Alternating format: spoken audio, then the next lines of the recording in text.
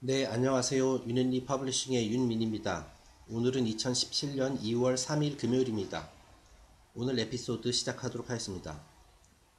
저희가 지난 시간부터 The Birth and Childhood of Jesus, 예수의 탄생과 어린 시절이라는 섹션을 진행을 하고 있습니다. 오늘이 이제 두 번째 시간이 되겠는데요. 본격적으로 본문을 진행하기에 앞서서 잠시 쉬어가는 차원에서 쉬어가는 페이지 하나 준비해 봤습니다. 요즘 해외에서 유행하고 있는 음모론입니다. 음모론에 대한 이야기입니다. 일단은 제가 이 주제와 관련해가지고 여러분께 꼭 당부드리고 싶은 것은, 자, 이 소위 말하는 음모론이라는 분야가 굉장히 넓죠. 네, 근데 그 중에서는 다른 주류 언론이나 이런 것을 통해서 전하는 소식과 마찬가지로 진실도 있고요. 진짜 진실도 있어요. 실제 진짜 어떤 음모가 있는 것도 있고, 허황된 것들도 있습니다. 네, 이제 전혀 사실에 근거를 두지 않는, 아무런 근거 없는, 그리고 심지어 역정보라고 하죠. 역정보. 우리가 이제 우리의 시선을 다른 쪽으로 엉뚱한 곳으로 돌리기 위해서 의도적으로 이렇게 누군가가 이제 만들어낸 이야기들을 일종의 공작처럼 말이죠. 주로 이제 정보기관이나 이런 데서 만들어 놓아가지고 이렇게 딱 유행을 시키고, 우리가 진짜 중요한 일, 우리가 해야 할 일을 하는 것을 방해하기 위해서 시선을 그러니까 다른 데로 돌리게, 딱 한눈 팔게 하게끔 유도하는 그런 이야기들도 있고 굉장히 이렇게 난잡하거든요. 제가 말씀드렸지만 제 음모는 다 안 믿는다 이건 아니고 그 중에 진짜도 있어요 분명히. 그리고 이제 좋은 의도로 이런 얘기를 하지만은 사실은 객관적인 사실이나 이런 걸 근거를 하고 있지 않은 그런 허황된 이야기들도 있고, 이런 공작에 의해서 탄생한 그런 이야기들도 있고 그렇습니다. 그렇기 때문에 진짜 분별하는 능력이 굉장히 중요한 것 같아요. 특히 이제 음모론뿐만 아니라 이제 현실, 뉴스, 이런 것들도 다 마찬가지긴 합니다만. 자, 어쨌든 저희가 지금 다루고 있는 주제, 예수의 탄생, 이런 이야기잖아요. 그죠?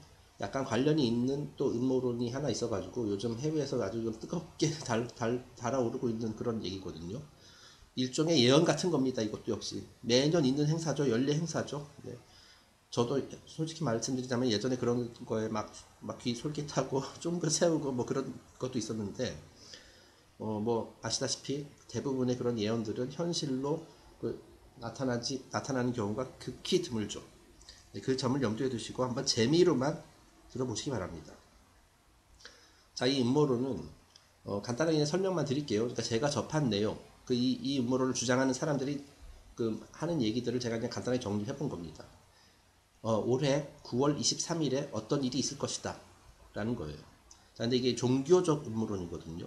자, 2017년 9월 23일에 과연 무슨 일이 있을 것이길래 이렇게 호들갑이냐. 네.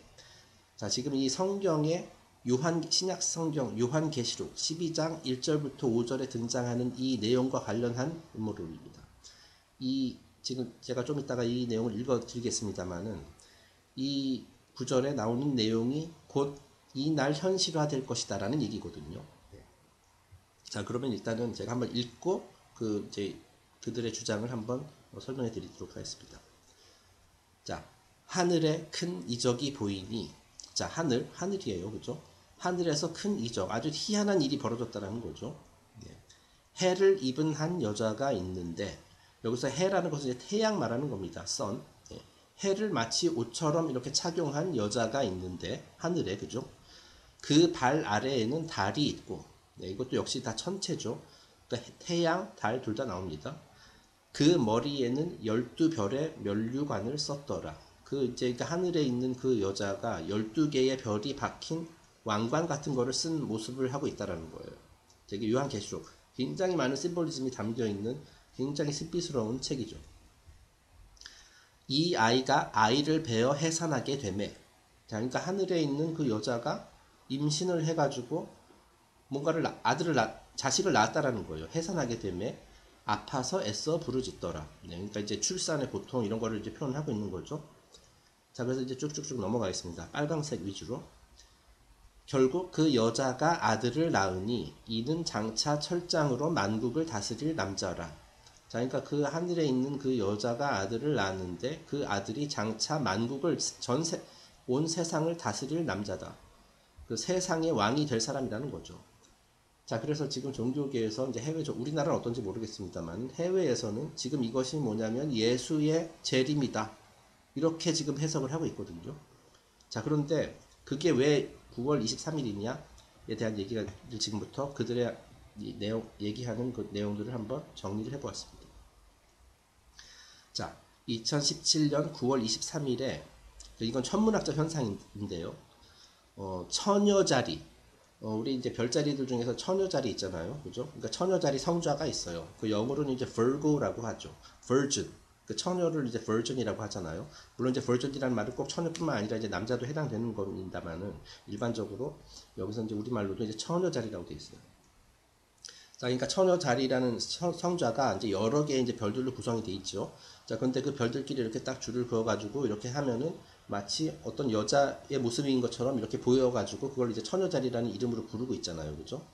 자, 그런데, 이런 그 별자리, 우리 태양계의 행성들이 이제 우리 입장에서, 우리 지구의 관점에서 봤을 때 이런 그 태양계를 구성하는 여러 개의 이제 행성들이 이렇게 별자리 사이 막 통과하고 가로지르고 이렇게 보이거든요.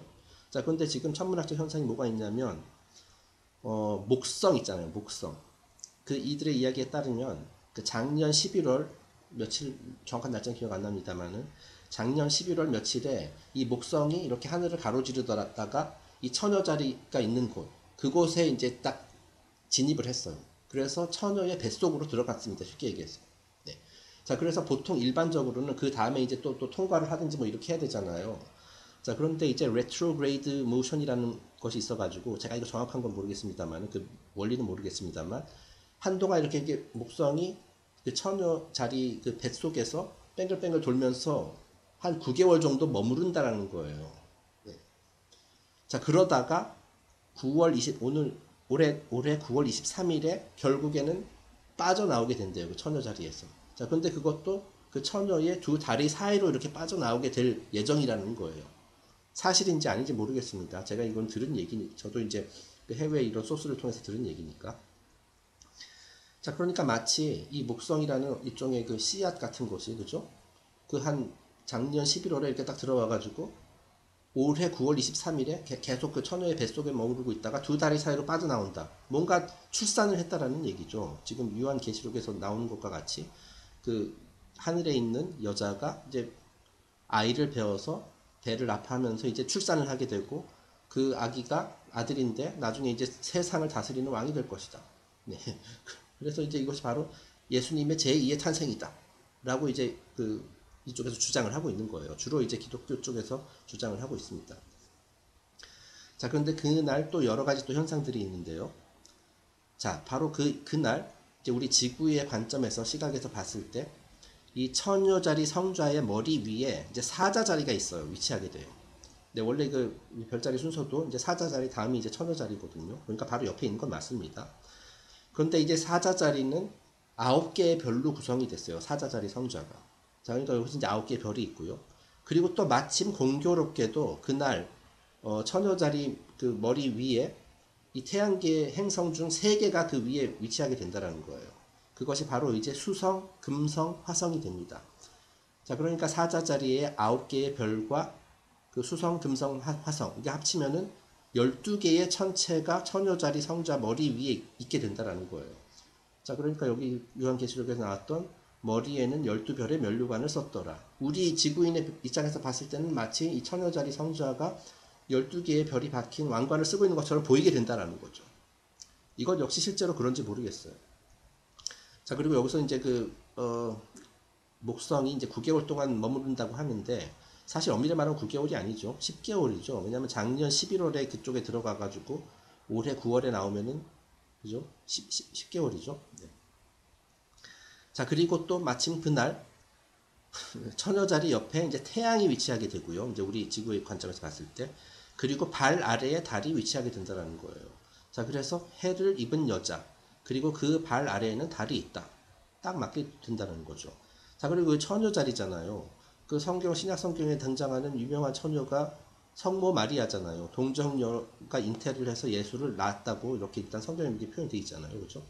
자, 그러니까 이 처녀자리가 상징하는 것이 성모 마리아라는 얘기죠. 네. 이렇게 이제 맞춰 끼우면. 자, 그리고 이 음모론을 주장하고 있는 사람들의 말에 따르면, 자, 이와 같은 천문 현상은 실제로 2000년 전에 예수님이 태어난 시점 이후로 처음 있는 현상이라고 해요. 자, 이건 제가 이제 확인할 길은 없습니다. 뭐 이게 뭐 아주 흔한 그런 것은 아니겠지만은 뭐 처음인지 아닌지 아니면 뭐 몇백 년마다 일어나는 건지 몇십 년마다 일어나는 건지 제가 그것까지 모르겠어요. 근데 어쨌든 그들의 주장에 따르면 그 실제로 2000년 전에 예수님이 베들레헴인가 뭐 거기서 태어난 이후에 처음 있는 거다라는 거죠. 자, 그래서 그들의 주장이 뭐냐면은 결국은 이것이 바로 예수님의 재림이다. 다시 올 것이다. 그래서 모두가 기독교 예수님 믿는 사람들은 다 구원을 받고 휴거하게 될 거다. 휴거 아시죠? 그냥 갑자기 지구에서 갑자기 하늘로 이제 떠올라가 가지고 천국으로 가는 것. 네. 그런 현상이 있을 것이다. 할렐루야, We are the world다. 라고 이제 주장을 하고 있는데 일단 그때 가보면 알겠죠? 네. 9월 23일 가보면 알겠죠. 자, 그런데 저는 이날 어떤 일이 있을지 모르죠. 어느 누구도 사실 모릅니다. 뭐 일어날 것이다라고 이제 믿고 있는 사람도 있고 저건 개소리다라고 주장하는 사람도 있을 것이지만은 제가 봤을 때는 그날 무슨 일이 있든 간에 그죠? 이런 일이 실제로 있다 없다 이런 것과 무관하게 우리 삶이 바뀌어서 우리가 지금 나아가고 있는 길이 바뀌어서는 안 된다라고 생각을 해요. 자, 만약에 그날 아무 일도 없는데 여기에 완전히 빠져가지고 뭐 삶을 팽개치고 그렇게 그것이 바로 이제 사탄이 하는 짓이거든요. 저희가 이제 물론 저는 이제 종교적 관점의 사탄이라기보다도 제가 연재하면서 여러 차례 그 사탄의 개념에 대해서 설명을 했는데 이 사탄은 우리를 계속 유혹에 빠뜨리는 자죠. 유혹자죠. 템터. 자, 그러니까 이것도 일종의 하나의 템테이션일 수도 있어요. 우리가 이제 내 스스로를 개발하고 더 나은 사람이 되기 위한 그런 노력을 하면서 이렇게 살아가야 되는데 그 길에서 벗어나게 엉뚱한 데 이제 관심을 갖도록 유도하는 그런 것일 수도 있다. 네, 아닐 수도 있고요. 저는 모릅니다. 실제로 그날에 무슨 일이 있을지도 모르고 제 생각에는 별일 없을 것 같아요. 왜냐면 이게 이 거의 똑같은 내용이 2015년에도 한 번 있었거든요. 2015년 9월 23일에 이런 일이 일어날 것이다. 라는 거 그거 이미 한바탕 지나갔습니다. 네. 그런데 2년 후에 이게 또 나왔어요. 네. 뭐 하여튼 이유는 모르겠습니다만. 그래서 뭐 어쨌든 저희가 지금 이번 섹션에서 예수의 탄생 그걸로 이제 다루고 있다 보니까 이제 이런 내용이 생각이 나가지고 그냥 쉬어가는 차원에서 너무 심각하게 받아들이지 마세요. 설마 제가 이 얘기를 한 이야기를 듣고 지금 모든 것을 팽개치고 그날을 준비하지는 마시기 바랍니다. 제가 당부하고 싶습니다. 평소 하던 대로 하세요. 네. 그때 가보면 어차피 다 알게 돼요. 불안해할 것도 없고요. 네, 기대할 것도 없다고 저는 생각을 합니다. 네, 그래서 간만에 음모론을 한번 다뤄봤습니다. 자, 다음 페이지 그러면 계속해서 지난 시간에 이어서 진도를 나가겠습니다. 자, 왼쪽에 있는 것이 이제 탈무드 경전입니다. 그 유대교의 주요 그 경전 중에 하나죠. 계속해서 그 예수의 탄생과 어린 시절 그 실체에 대해서 오늘은 조금 더 깊게 그 탈무드하고 여러 그 성경 외적인 그런 소스들을 이용해가지고 한번 이 문제를 탐구해보는 시간을 갖도록 하겠습니다. 네. 그리고 역사적 예수는 과연 누구인가? 실존했던 인물인가 아닌가? 뭐 가상의 인물인가? 또는 이제 어떤 실제로 존재했던 사람에다가 어떤 여러 가지를 이제 각색해가지고 만들어낸 그 사실을 근거로 한 어떤 새로운 캐릭터인가? 뭐 등등에 대해서 살펴볼 예정입니다. 자, Searching in this maze of theological oratory and historical discrepancies, we arrive at the probable date of the historical Jesus. 자, 역사적 예수의 실체는 과연 누구인가? 자, 지금 theological oratory. 자, 신학계에서는 그 예수에 대해서 이제 찬양을 하고 뭐 이런 여러 가지 그 복음서의 내용을 근간으로 해가지고 이제 찬양을 하고 있고요. 한편에서는. 자, 그리고 이제 또 역사 쪽에서는 이제 좀 지난 시간에 말씀드렸듯이 좀 복음서하고 역사 기록하고 좀 앞뒤가 안 맞는 그런 부분도 있고, 자, 그렇다 보니까 이게 굉장히 혼란스러워요. 그 예수가 과연 언제 태어났나, 뭐 어디 정확히 언제 태어났나, 진짜 실제로 존재는 하긴 했었나, 뭐 여러 가지 이제 설들이 있는데, 자, 지금 조금 더 깊게 들어가 보면은 우리가 하나의 또 추측을 할 수 있다라는 거예요. 그 탈무드 경전에 그 예수와 거의 비슷한 속성을 가진 어떤 캐릭터가 또 등장을 하거든요. 자, 그래서 이제 매니 아저씨는 혹시 우리가 알고 있는 그 성경, 복음서, 신약 성경의 예수 그리스도가 이 사람을 모델로 한 것이 아닌가. 이 사람, 그 탈무드에 등장하는 그 사람을 약간 포장을 해가지고 새로 만들어낸 캐릭터가 아닌가라고 이제 하나의 추정을 하고 있는 겁니다. 역시 큰일 날 소리죠. 네. 하지만 일단은 이건 좀 나름대로 여러 가지 이제 그 역사적 근거를 가지고 설명하는 것이기 때문에 우리가 참고할 만하다고 생각합니다. In the Talmud of the Jews, we learn that Jehoshua ben Pantira was born about the year 120 BC in the reign of the Jewish king Alexander Jannes. 자, 유대교의 경전인 신성한 경전인 탈무드에 따르면 알렉산더 야네스라는 그 유대인의 왕이 있었어요. 그 알렉산더 야네스가 유대 왕국을 다스리던 기원전 120년에 예호슈아 벤 판티라라는 사람이 태어났다. 이런 기록이 있어요. 자, 그러니까 이름에서도 약간 예수하고 비슷하죠. 예호슈아 벤 판티라. 뭐 영어식으로 하면 이제 제호슈아지만은 그 이제 성경에 나온 이런 이름들 이제 J는 이제 Y로 발음을 하거든요. 그러니까 이제 예호슈아가 되는 겁니다. 예수가 아니라 예호슈아. 벤 판티라는 사람이 있었대요. 자, 그런데 이 사람에 대해서 이제 비교적 소소하게 남아 있거든요. 자, 그런데 이게 예수의 삶과 좀 비슷한 측면이 많다라는 겁니다. This man lived and was a rabbin of considerable influence, a reactionist, and was finally stoned to death for heresy. 자, 이 예호슈아 벤 판티라라는 사람은 그 당시 상당한 영향력을 행사했었던 랍비이자, 그러니까 랍비는 이제 유대교 스승 말하는 거죠. 유대교의 뭐 사제라고 볼 수도 있습니다. 자, 그런데 굉장히 이제 유명했었던 나름대로 영향력을 행사했다 그러니까 많은 사람들이 이 사람의 뭐 설교라든지 그 가르침에 이제 귀를 기울였고 그 영향력을 행사했다라는 거죠. 자, 그런데 여기서 또 흥미로운 표현이 나와요. 그 리액셔니스트, 일단 혁명가라고 이제 번역을 했는데요. 뭐 비슷한 의미입니다. 리액셔니스트, 그러니까 반동 분자란 뜻이에요. 자, 반동 분자, 혁명가. 자, 이것이 무엇을 상징하냐면은 이 사람은 어쨌든 유대교 랍비니까 그 유대교 전통, 고대 그 옛날부터 전해져 내려온 그 유대교 전통을 에 대해서 나름 반기를 들었다는 거예요. 그러니까 이걸 어떻게 해석할 수 있냐면은 그 가르침을 새로운 방식으로 해석을 했다. 그래서 그 자신의 새로운 교리, 새로운 가르침을 이렇게 전파를 했다라는 거죠. 자, 그러니까 이 부분은 거의 예수 그리스도랑 거의 비슷한 내용입니다. 그 예수도 기존의 가르침을 이제 새롭게 해석을 해가지고 새로운 가르침을 전파한 그 현자거든요. 그러니까 벤 판티라, 여호슈아 벤 판티라가 그런 역할을 했었던 거예요. 하지만 시대는 완전히 다르죠. 우리가 일반적으로 알고 있는 예수 그리스도의 탄생보다 시점보다 120년 전에 태어났던 사람이고요. 그리고 네, 그리고 결국에는 뭐 그렇죠. 일단 반기를 들었으니까 이 사람이 이단으로 찍혔을 거 아닙니까? 그 당시 그 이제 전통을 고수하던 그 다른 사제들에게 결국엔 이단으로 낙인 찍혀서 돌팔매질로 사형을 당했다라고 이렇게 기록이 돼 있어요. 근데 요거 이제 죽는 과정은 조금 다르죠. 이제 성경의 예수 그리스도는 이제 십자가형을 받았었던 거고 이 벤 판티라는 사람은 돌팔매질로 어쨌든 죽었다. 이런 혁명가들은 그죠? 그 이제 사회가 그를 이제 받아들이지 않으면 이런 죽음을 맞게 되는 경우가 많죠. He was a disciple of the great Jehoshua ben Prachiah, a member of the Jewish Sanhedrin, a man who had arisen from the state of a rabbin to a place of high honor among the Orthodox Jews. 자, 그리고 또 자세한 내용이 나옵니다. 이 예호슈아 벤 판티라라는 사람은 그 유대 산헤드린의 의원이었던 예호슈아 벤 프라키아의 제자였다. 자, 그러니까 예호슈아라는 것은 그냥 사람 이름이에요. 그죠? 지서스도 사람 이름입니다. 실제로 저기 그런 저 라틴 아메리카 이런 쪽에서도 지서스라는 이름이 있어요. 그러니까 이거 존, 스티브 하듯이 지서스도 있습니다. 그러니까 이 예호슈아도 아마 이 지역에서 그 당시에 뭐 비교적 흔했던 이름이었던 것 같아요.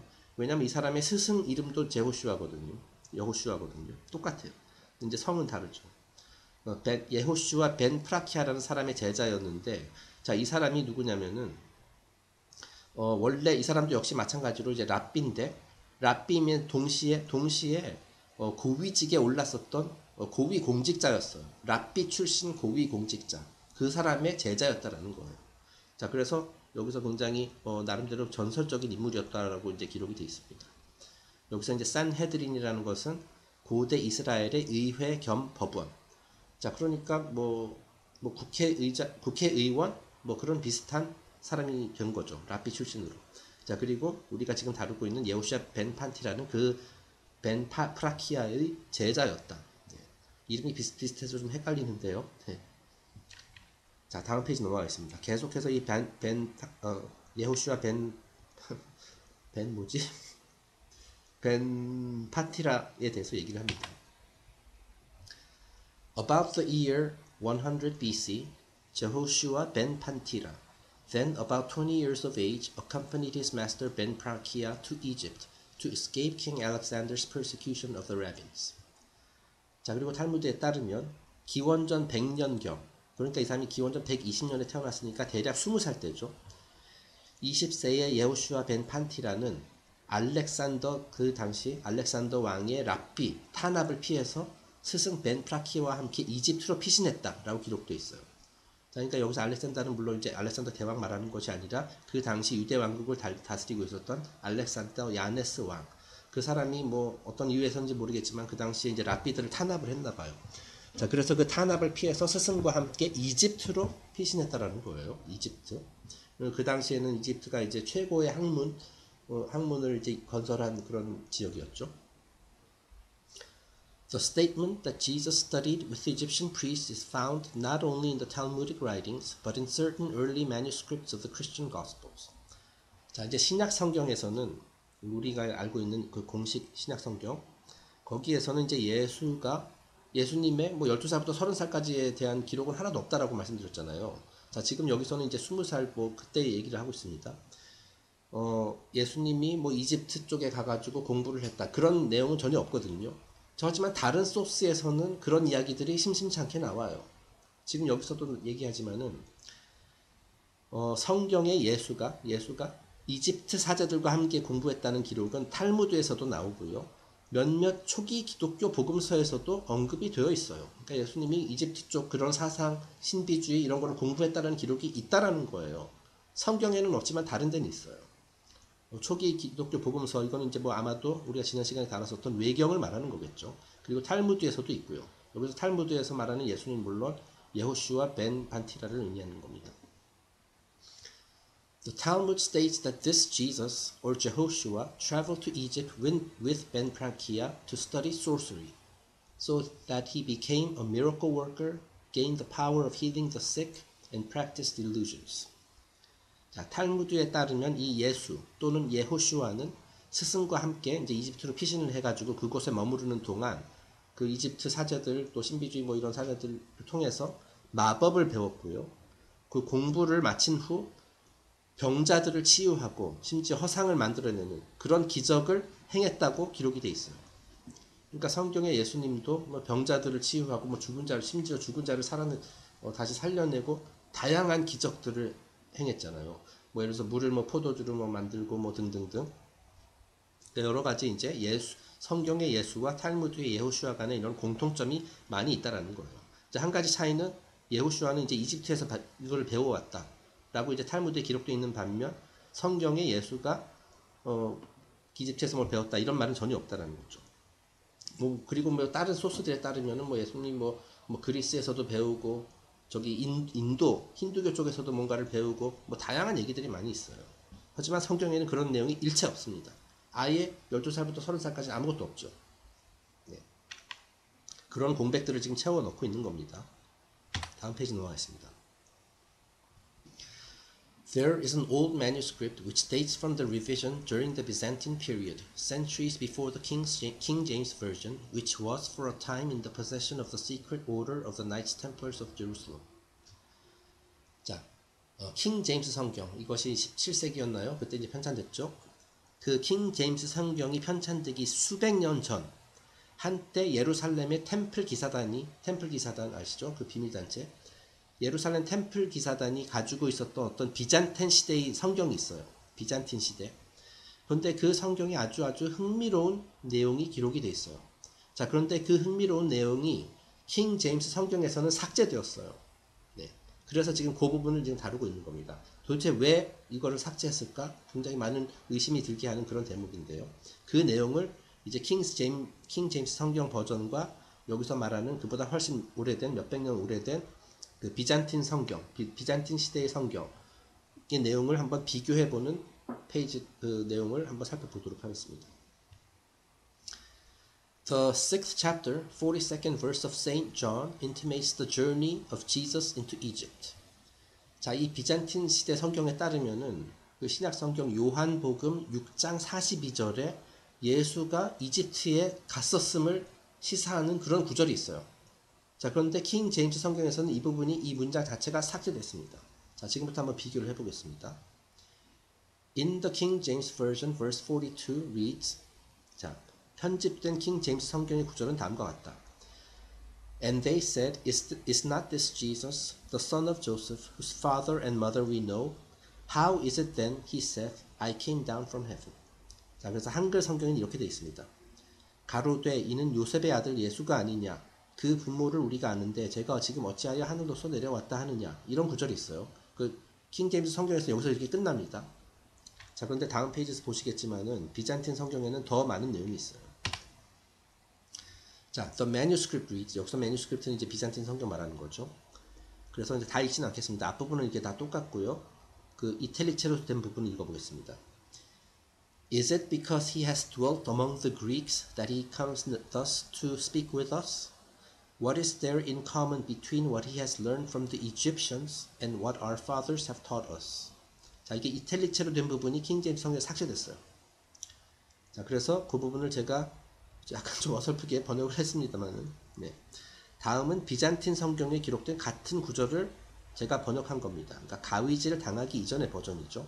그래서 역시 이탈릭체, 이건 제가 번역한 거예요. 그 성경 말투로 하려고 노력을 했는데 좀 약간 허접합니다.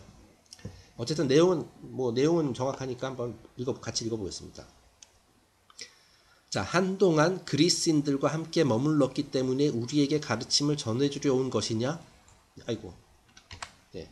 그러니까 예수님이 한동안 이제 그리스인들과 머물러서 어떤 가르침을 받았음을 시사하고 있는 대목이에요. 그러니까 그리스 가서 공부를 했다라는 거예요. 물론 그 당시 이제 고대 그리스도 굉장히 이제 학문의 상아탑이라고 할 수 있는 신비주의의 이제 이집트와 더불어서 그 신비주의가 굉장히 아주 중요한 역할을 했었던 그 시대잖아요. 그렇죠? 자, 그러니까 마치 이거를 보면 예수님이 그리스 가서 어떤 그리스로 유학을 갔다 온 것처럼 이렇게 그런 뉘앙스를 풍기고 있어요. 자, 그리고 그뿐만 아니라 그가 이집트에서 배운 것과 우리 아버지들이 전해준 가르침 사이에 어떤 공통점이 있느냐. 자, 이거 잘 못해놨네요. 네. 그러니까 이집트에서도 뭔가를 공부를 하고 왔다라는 거예요. 그래서 이제 그 가르침을 전파하고 있다. 뭐 그런 내용이, 그런 뉘앙스가 있습니다. By leaving out the last part of this verse, the life of Jesus between his 13th and his 30th years have been left empty and mysterious. 자, 우리에게 익숙한 공인 성경에서는 이 구절, 이 요한복음 6장 42절, 이 뒷부분이 삭제되었기 때문에 예수의 13살 때부터 30살 때까지에 대한 삶에 대한 이야기가 공백으로 남게 되었어요. 네, 굉장히 이것도 굉장히 큰 누락이죠. Also, his connection with the great pagan systems of learning has been withheld from his followers by an unworthy stratagem. 또한 예수가 이교도라 할 수 있는, 그죠? 기독교의 입장에서는 이제 그리스, 이집트 이런 거 다 이교도거든요. 페이건이죠. 이교도를 할 수 있는 그리스와 이집트의 가르침을 접했다는 사실, 그런 사실 자체가 이거 예수님의 그 신적 그런 거에다가 이제 누가 될 수 있다라는 거죠. 아, 그러니까 이건 빼. 이렇게 됐을 수도 있다라는 거예요. 이교도를 할 수 있는 그리스와 이집트의 가르침을 접했다는 사실이 누가 될 수 있기 때문에 삭제된 것으로 판단이 된다. 네. 자, 그러니까 우리는 그 일반 신도들이 이런 거 알 필요 없다는 거죠. 괜히 일반 신도들이 딱 이 구절이 삭제되지 않았더라면 저 그리스 쪽에도 뭔가 배울 게 있나 보네. 저기 이집트 쪽에서도 뭔가 배울 게 있나 보네. 뭐 예수님도 심지어 예수님도 거기서 배워왔으니까 그런 엉뚱한 생각을 하게 될 수 있다라는 거죠. 왜냐하면 기독교 공식적인 입장은 저거 그리스 쓰레기, 이집트 쓰레기, 저거 다 이교도 이단 그 사탄 마귀 악마들이다. 이런 식으로 이제 계속 가르쳐 왔는데 이런 내용이 성경에 포함되면 큰일 나겠죠. 그래서 삭제했다. 그런 얘기를 하고 있는 겁니다. 계속 읽어보겠습니다. 오늘 다루게 될 내용이 꽤 많네요. 오늘 하루 만에 끝낼 수 있을 줄 알았는데. In the Talmud, in the Hebrew gloss upon Ecclesiastes, Midrash Keloth, 이거 발음하기 힘들어요. There is another mention of Jehoshua or Jesus as follows. 자, 이제 탈무드에 수록된 전도서 주석이 있어요. 전도서 기억나시죠? 솔로몬의 전도서, Ecclesiastis라는 책이죠. 그 전도서에 대해서 주석을 다룬 그 섹션을 이제 미드라시 코헬렛, 발음이 정확한지 모르겠습니다. 이 부분에서도 예호슈아에 대한 언급이 있다. 자, 그런데 그 내용이 어떻냐면 보시는 바와 같습니다. It happened that a serpent bit Eleazar ben Dama, and James, a man of the village Shechaniah, came to heal him in the name of Jehoshua ben Pantira. 자, 예호슈아에 대한 이런 언급이 있어요. 어느 날 뱀 있잖아요. 뱀, 뭐 독사 뭐 이런 건가 보죠. 뱀이 엘레사르 벤 다마라는 사람을 물었어요. 자, 그러니까 큰일 난 거죠. 그 뱀에 물려서 이제 죽을 수도 있는 그런 상황이에요. 자, 그런 사건이 있었는데 그때 마침 세카니아라는 지역에 거주하고 있었던 야고보가 찾아와서 예호슈아 벤 판티라의 이름으로 그를 치유했다. 라는 기록이 담겨 있어요. 그러니까 말하자면 뭐 요즘도 그러잖아요. 예수의 이름으로 뭘 한다. 예수 그리스도의 이름으로 뭘 한다. 뭐 이렇게 돼 있잖아요. 야고보라는 사람이 그러니까 예호슈아의 제자였던 거예요. 예호슈아 벤 판티라의 이름으로 그 뱀에 물린 독사에 물려서 이제 생명이 위태로운 이 벤 다마라는 사람을 치유했다. 그런 기적을 행했다라는 기록이 있어요. 역시 그 실제로 그 성경에서도 그 예수님뿐만 아니라 예수님의 제자들도 이렇게 기적을 행했다라고 나오거든요. 물론 예수님의 이름으로 했겠죠. 네. 역시 비슷한 내용이 탈무드에도 기록되어 있다라는 겁니다. The Talmud adds further, Jehoshua was bewitched, raised up, and turned Israel away from her fathers. 자, 마법에 걸린 예호슈아가 또는 이제 마법에 걸렸다는 게 정확히 무슨 의미인지 모르겠어요. 어쨌든 그 중요한 부분 뒤에 나옵니다. 마법에 걸린 예호슈아가 일어나 이스라엘로 하여금 조상들에게 등을 돌리도록 했다. 자, 이 말이 무슨 말일까요? 자, 이게 무슨 말이냐면은 조상들에게 등을 돌리도록 했다. 그러니까 조상들을 통해서 계속 전해져 온 가르침. 다시 말해서 정통 유대교.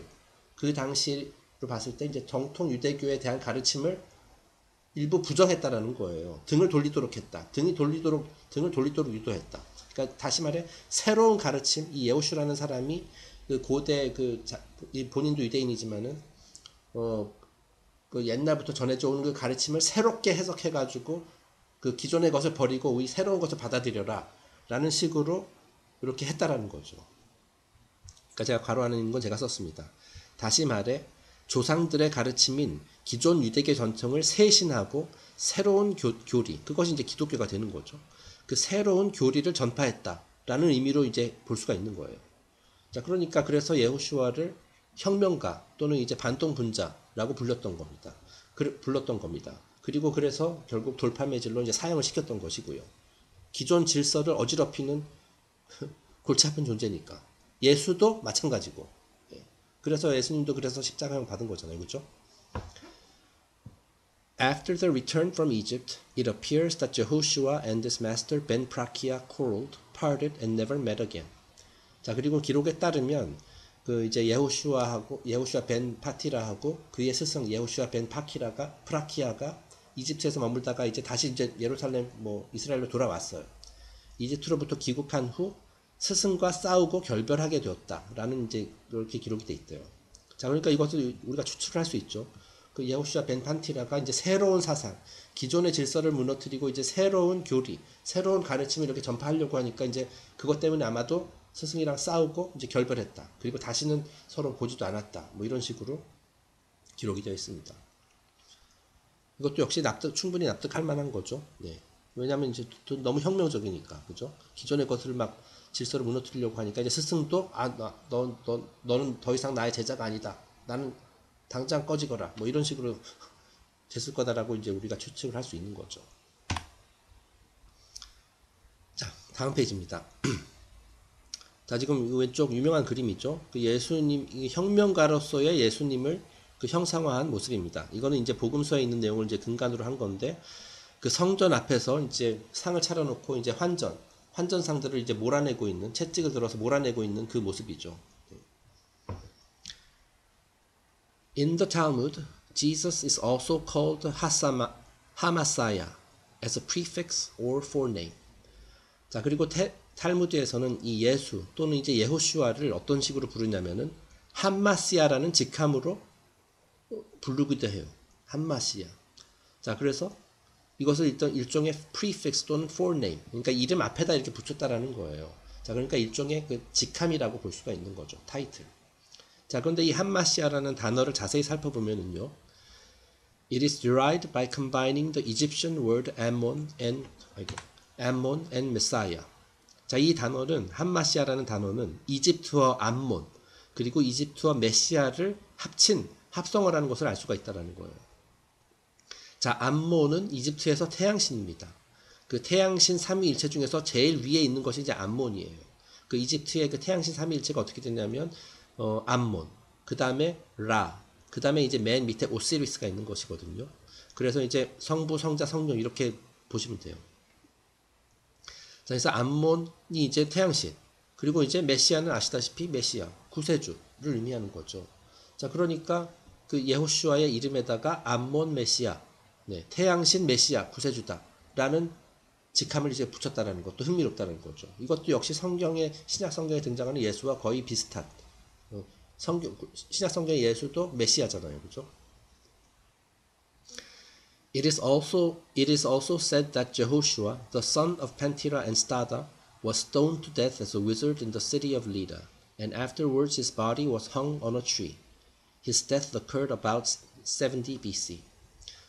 또한 그 판티라와 스타다의 아들, 마법사 예호슈아, 좀 마법사라고 돼 있어요. 위저드.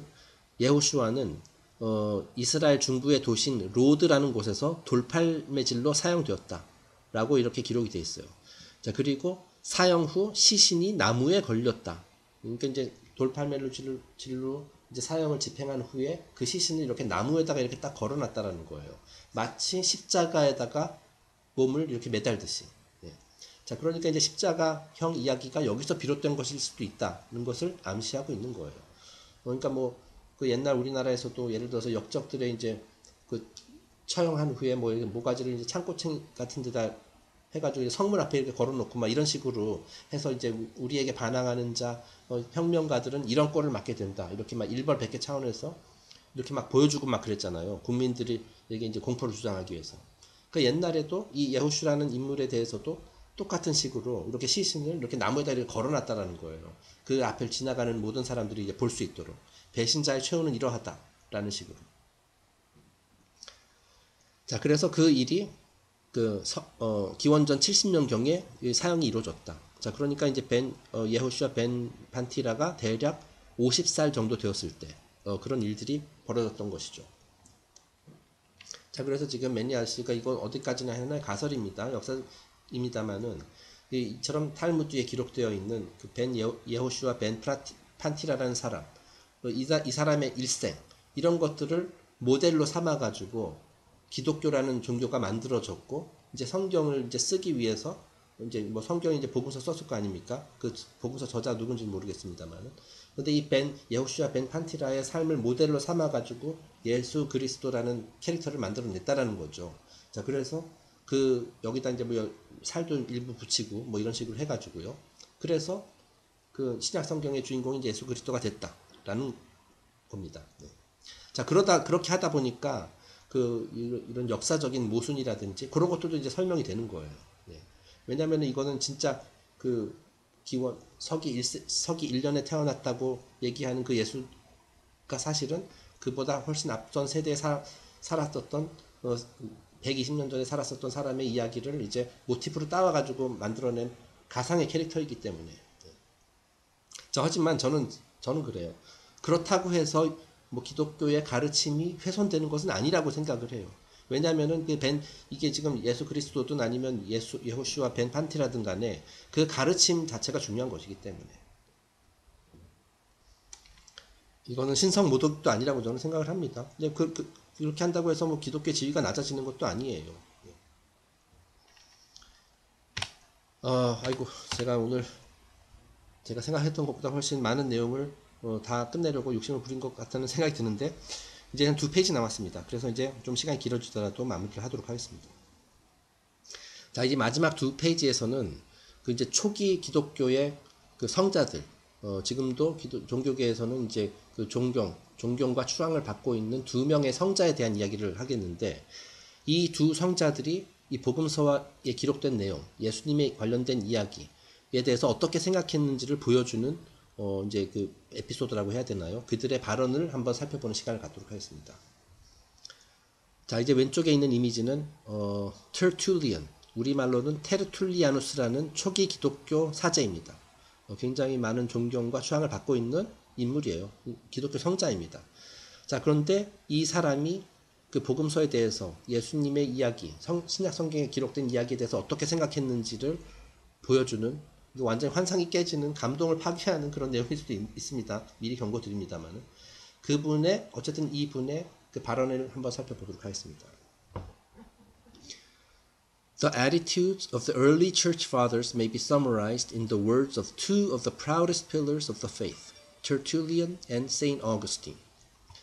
자, 기독교 최고의 성자로 알려져 있는 그 초기 기독교의 2 사제, 테르툴리아누스와 성 아우구스티누스의 입을 통해서 복음서에 기록된 예수에 대한 초기 기독교들의 관점이 어땠는지를 엿볼 수 있다. 자, 그렇다면 이제 초기 기독교 사제들은 이 복음서에 대해서 어떻게 생각했을까라는 얘기죠.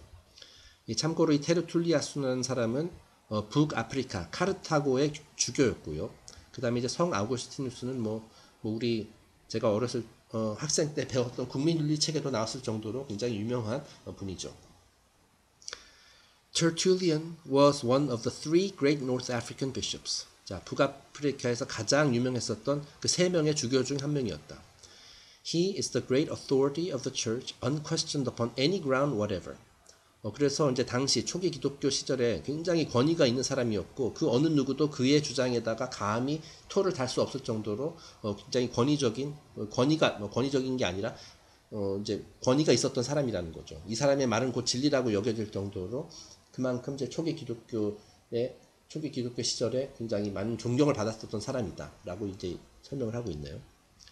He is the very stuff from which orthodox is made. To quote him, 그러니까 거의 그 초기 기독교 교리를 세웠다라고 말할 정도로 그렇게 그 역사적으로 기독교 역사에서 중요한 인물이다. 자, 그런데 그분이 이런 말을 했다라는 거예요. 미리 다시 한번 경고하지만 이거 환상을 완전히 산산조각내고 감동을 파괴하는 그런 내용입니다. I maintain that the Son of God died. Well, that is wholly credible because it is monstrously absurd.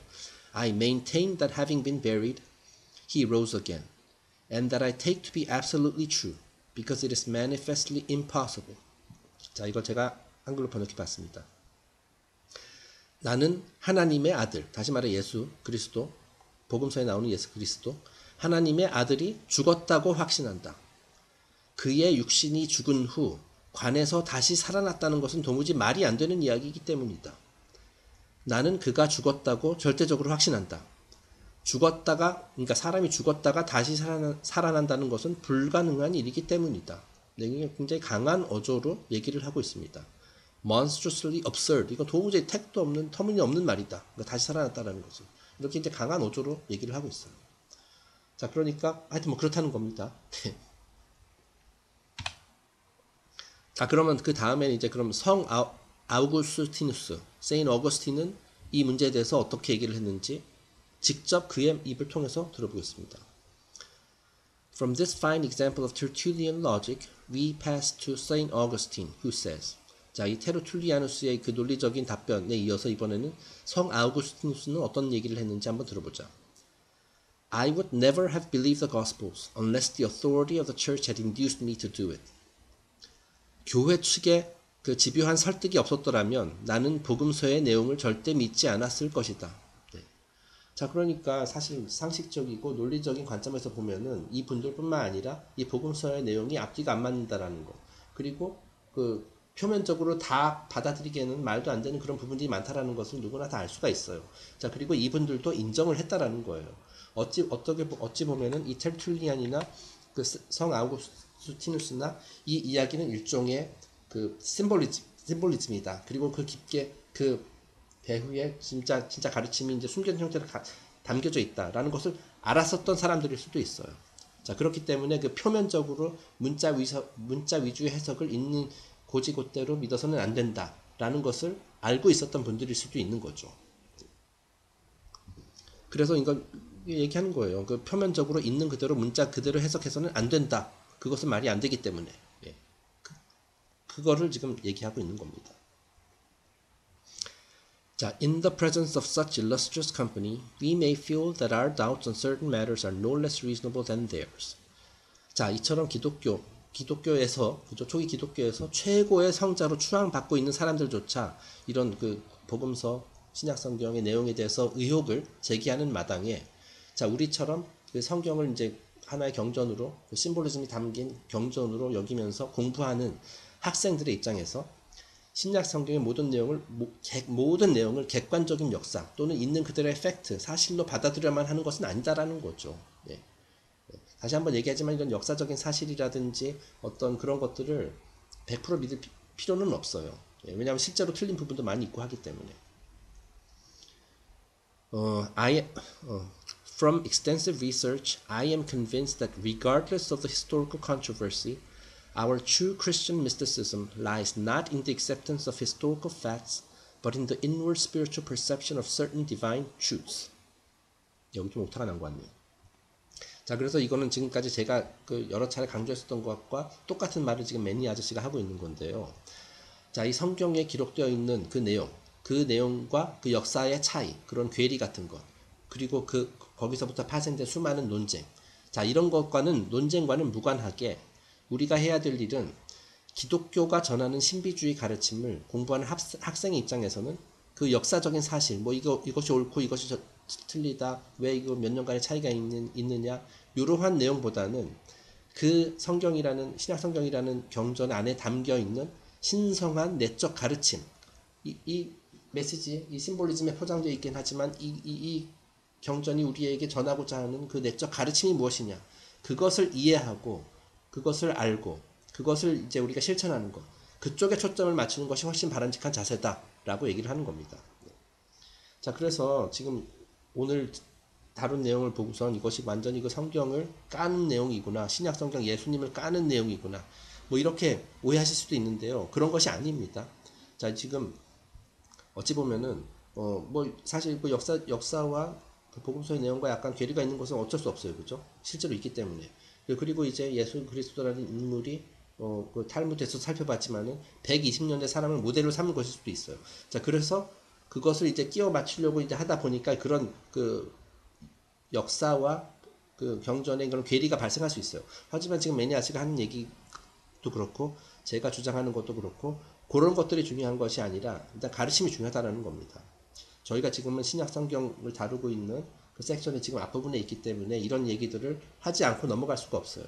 그렇기 때문에 이제 이런 언급을 하는 것이고, 앞으로 이제 실제로 아마 지금 저희가 다루고 있는 게 7장입니다만은 이제 8장부터는 실제로 이제 성경에 담겨 있는, 신약 성경에 담겨 있는 여러 가지 의화라든지 이런 내용들을 이제 다루게 될 건데, 그것이 사실은 더 중요하긴 하죠. 예.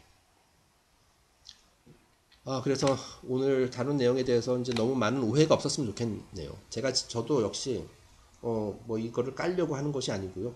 여러분들을 뭐 기분 나쁘게 하려고 한 것이 아니라, 지금 저는 물론 이제 매니 아저씨가 쓴 책을 이제 내용을 설명하는 그 관점에서 이제 다루고 있는 것이고, 저도 이제 물론 그분의 생각에 동의하기 때문에 지금 이 연재를 하고 있는 것이고요. 네. 뭐가 중요한 것인지 우리가 잘 생각해야 되겠다, 뭐 그런 생각이 드네요. 네. 제가 이제 오늘 영상은 여기서 마치도록 하고요. 제가 이제 시간이 얼마나 경과되었는지 지금 전혀 감을 못 잡겠는데, 꽤 제가 생각했던 것보다 좀 길어진 것 같다는 생각이 듭니다. 어쨌든 계속 말을 하다 보니까 지금 말이 막 혀가 막 꼬이기 시작하거든요. 네, 그걸로 봐서 이제 빨리 끝내야 될 것 같습니다. 네, 어쨌든 오늘 영상을 여기서 마치도록 하고, 다음 주부터는 그렇죠, 다음 주죠. 미스티컬 크라이스트라는 나름대로 이제 긴 섹션인데 그 내용을 한번 시작하도록 하겠습니다. 긴 시간 들어주셔서 감사합니다. 다음에 뵙겠습니다.